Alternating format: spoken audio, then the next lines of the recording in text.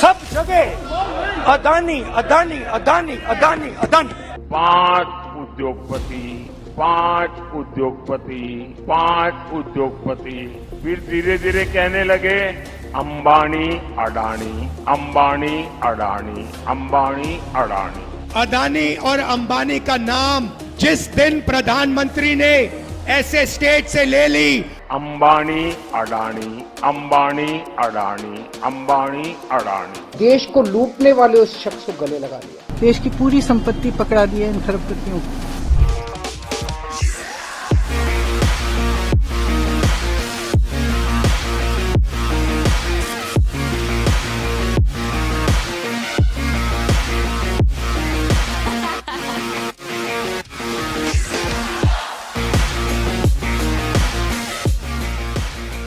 India में elections आते ही अंबानी अडानी के नाम उछलने लगते हैं। 21st सेंचुरी में शायद ही कोई प्रोग्रेसिव देश अपने सबसे बड़े बिजनेसमैन और कंपनीज के नाम का मुद्दा इलेक्शन में बनाता होगा। आप खुद सोचिए, अगर कल को US president Joe Biden election rally में ये बोलते हैं कि जेफ बेजोस और स्टीव जॉब्स ने अमेरिका को लूट लिया है, बर्बाद कर दिया है, आपको हंसी नहीं आएगी? मुझे तो आ रही है। बट पॉलिटिक्स असाइड, क्या इंडिया में बड़ा बिजनेसमैन बनना पाप है? क्या बड़े बिजनेसेस देश को लूट लेते हैं?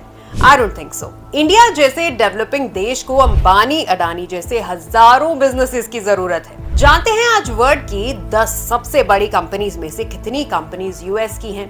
8।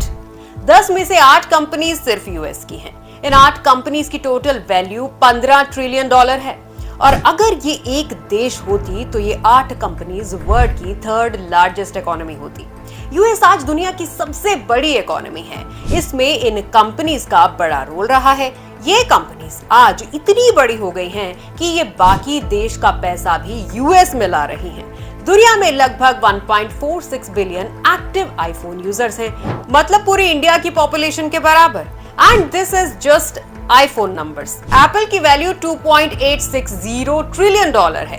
दुनिया में सिर्फ 7 कंट्रीज हैं जिनकी जीडीपी एप्पल की वैल्यू से ज्यादा है। यूएस की हिस्ट्री में चलते हैं और हेनरी फोर्ड का एग्जांपल लेते हैं, the founder of Ford motor company.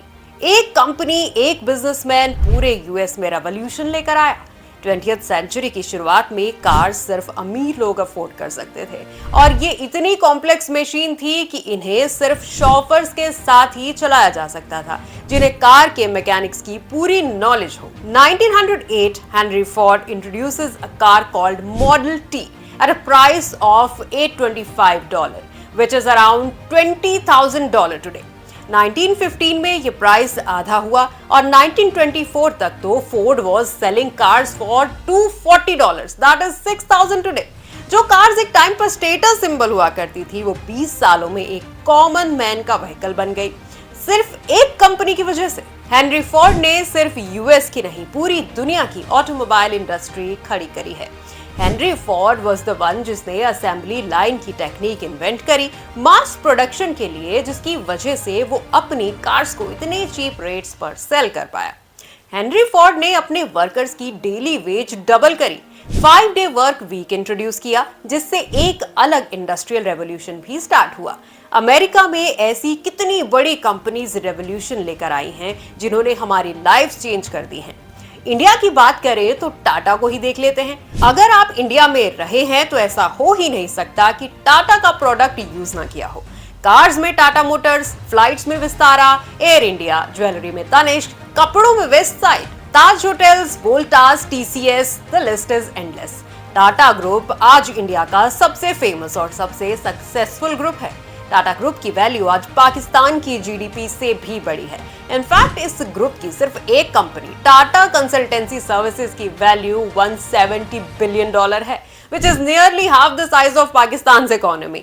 TCS 6 lakh से ज्यादा लोगों को एम्प्लॉयमेंट देती है, making it the 6th biggest employer private company in the world. इस 150 साल पुराने टाटा ग्रुप ने इंडिया को उसका पहला स्टील प्लांट दिया, पहला कैंसर हॉस्पिटल दिया, पहली एयरलाइन, पहला 5 स्टार होटल दिया, जो कि इंडिया का पहला होटल था जहां बिजली आती थी। 1870s में जमशेदजी टाटा ने अपनी पहली कॉटन मिल नागपुर में खोली, जिसमें उन्होंने अपने वर्कर्स के लिए प्रोविडेंट फंड स्कीम शुरू करी, the first of its kind in India.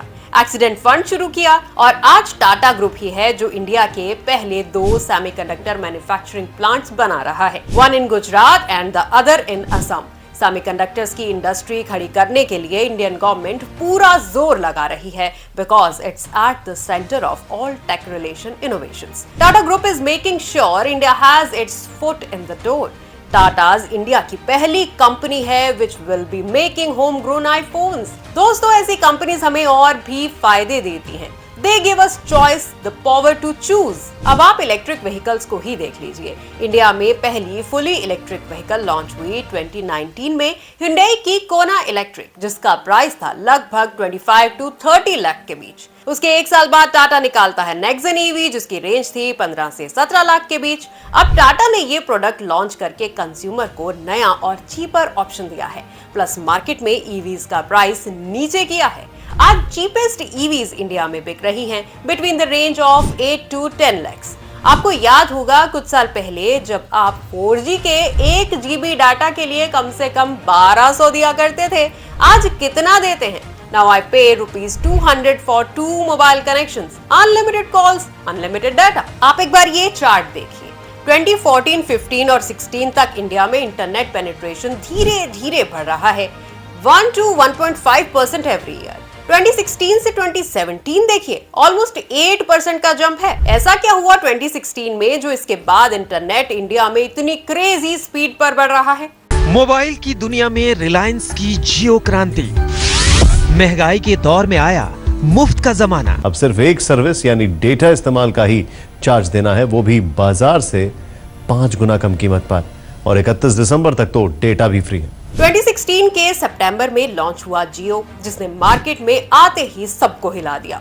No roaming charges, free voice calls और एकदम ही सस्ता डाटा ऑफर करके टेलीकम्युनिकेशन इंडस्ट्री में एक रेवोल्यूशन ले आई ये कंपनी।